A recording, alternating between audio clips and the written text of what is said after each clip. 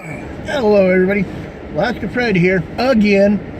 Even though I don't get very many views on my channel, kind of drives me nuts in a way that I don't get very many views, but I guess it is what it is. I've only got 19 subscribers, would like some more, and would like some people to at least comment on some of my videos to give me an idea what to talk about. Because right now it's in the middle of winter, and if you look outside, there's snow on the ground, see? See? Snow on the ground. Alright, now that I went that far. It's kind of hard to go gold prospecting in Alaska when there's snow on the ground. Because even though my truck right now says 31 degrees, the ground's frozen.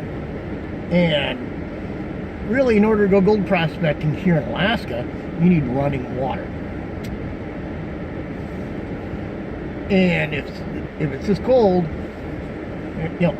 running water doesn't work. You end up with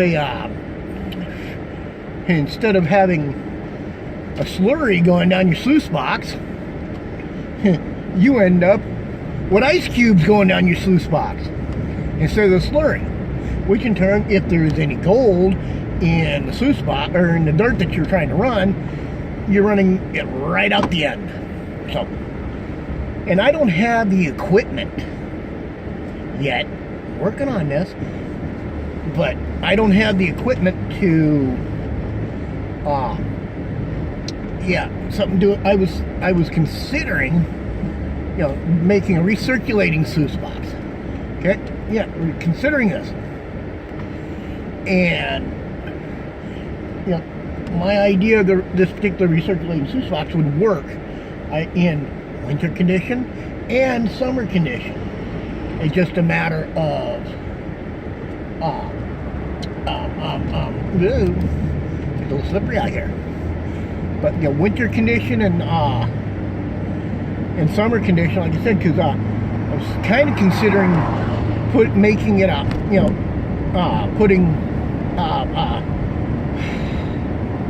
shoot, I'm trying to remember what's called.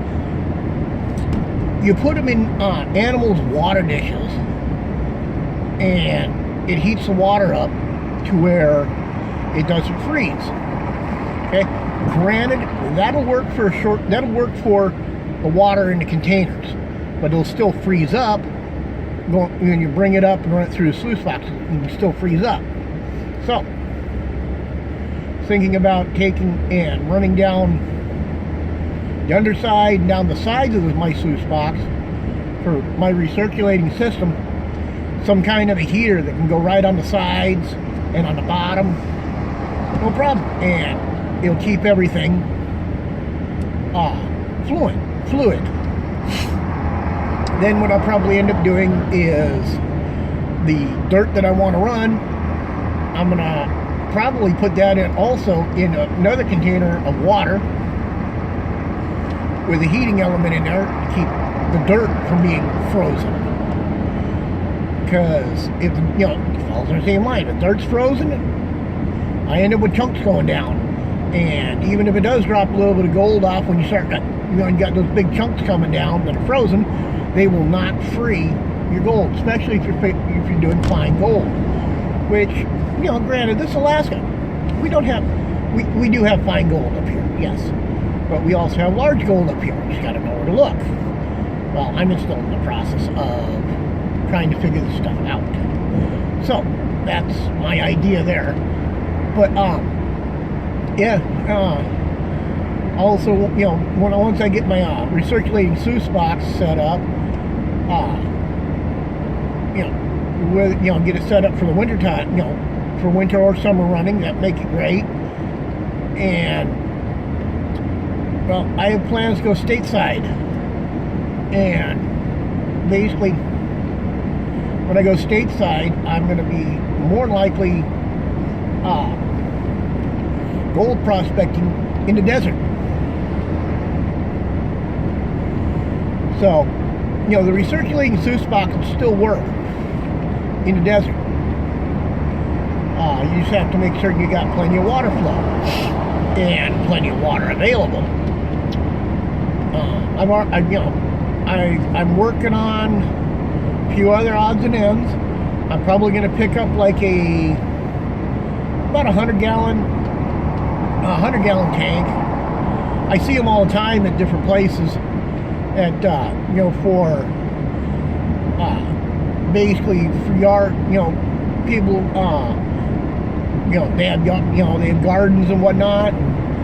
Their hoses won't reach, or they don't want to drag all these hoses out to where their garden's at. You can put this big, humongous, number two plastic up in the wherever you want it. You run your hoses out, you fill it, and you gravity feed. It's the weight. It's gravity fed, and that's how they do it. Makes sense. I'm looking at one of those, and those are fairly easy to come by. And even if I might even go another route. There's big racks. A lot of times you get industrial soap in these big plastic jugs. Now, granted, that won't be drinkable water, but hey, it's all good. Your gold prospecting, you don't need drinkable water to gold prospect with. You just need, it's helpful to have some water. So, yeah, you run it out till you run your sluice out till it's the water cannot be ran anymore because the slurry is just too slurry. The slurry's too slurry. Okay, that works for me. Just too dirty, mucky, silty, whatever you want to classify it as.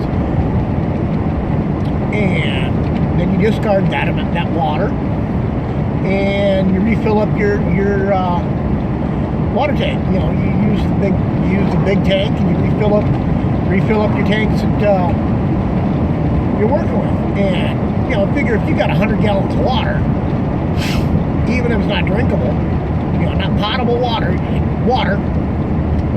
You got 100 gallons. That should last you a little while. Yeah, it should. At least that's the way my brain works. And my trailer that I have, I have a dual axle, 20-foot long deck trailer that will handle the weight of that. The weight, all that water and everything, it'll handle the weight. No problem. The reason I know this is the trailer is built to handle the weight of a car. So, I know that's what I got right there going. Plus, that's the best part about the recirculating system is you can get away or you can get around regulations. There we go. But yeah, you can get around regulations. You can't run a high banker. Put too much silt back in the water, blah, blah, blah, blah, blah, blah, blah. Really? Give me a flippin' break. You don't put any more silt in the water running a high banker than you do running sluice spots. The difference is typically you classify your material to run through the sluice spots. Then a high banker classifies it for you. It's just bureaucratic BS. So, there is ways around regulations. There's one regulation I haven't figured out how to get around yet, but I'm working on it. I don't know about anywhere else in the United States, but I know up here in Alaska, if you're going to run a trommel, you have to have a intent to mine permit. You don't have to have from my understanding, you don't have to have a claim, but you have to have an intent to mine permit in order to run one. Which is another one I don't fully understand. I mean, all a trommel is an oversized high banker. Technically. I mean, you break it down, that's what it is. But, hey, yeah, I got ideas about making, in working a trommel into my recirculating sluice box. But the one way I think I might be able to get around that is I was thinking about taking my trailer, putting some sides on it, lining it with lining the bottom of it with let's see, I have a tarp that's like 20 by 40 or 10 by 20 or something like that. It's a big flipping tarp. Thinking about taking that, run out to a location and basically shovel dirt into my trailer. And don't worry about prospecting right there. Actually, yeah, probably find out whether or not there's gold there to begin with. But either way, this is going to work for me. Bring it home, run it through either my recirculating high banker, or if I build the trommel to go on it, recirculating trommel, and do this at home. Now, the way, the idea of doing it at home is you don't have to have a permit. All you're doing is classifying your dirt down technically, and you're not out in the wilderness doing this. But yeah, with where I live right now, we have a business that we need to throw dirt. In the wintertime we got to throw dirt, or pay to have someone come out and sand our lot.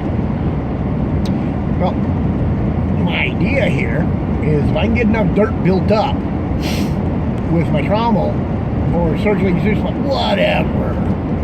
If I can get enough small dirt done up, I can basically take that same dirt that's the tailings pile, and I can grab it up with the bobcat, grab it up, grab a bucket full of the bobcat, run it over to a certain area, grab a shovel, stab it, throw the dirt. Yeah, that's what you're kind of busting your ass. But if you don't have a sander, which who knows, might have a sander next year. Yep, the one that's sitting in the bed of a truck, or mounted on my trailer. Now my trailer's used for all kinds of things, but either way, the dirt that would get picked up and all the tailings and whatnot can be used for sanding our lot. That would work. Yeah. All right, everybody. This is Alaska Fred. I'm gonna go ahead and call it now, because now I'm starting to come up with ideas I gotta think about. Yeah, I'm talking to you, coming up with ideas. And who knows? Maybe I come up with these ideas and I may put them on video. So, all right, everybody. If you like the video, please hit the like button. If you dislike the video, go ahead, hit the dislike button. That's perfectly fine. Doesn't bother me. Proves that you're watching my video at least. But please, if you dislike the video, please click, or please put in the comment section why you dislike this video. So, and if you do like this video, please go right ahead and comment too. I like comments. I've got I don't know how many. I've got probably around almost 160 videos right now, and I still have videos that have not even had no one's even viewed them. Yeah, granted, a lot of it's politics, a lot of it's this, a lot of that, but nobody's even viewed them. I'm debating on taking them off, but we'll see what happens. All right, everybody, last your friend. If you like the video, hit the like button. Dislike the video, hit the dislike button. That's perfectly fine. All right, everybody, you all have a good day, and maybe I should become an auctioneer. And I'll talk to you later. All right, bye, everybody.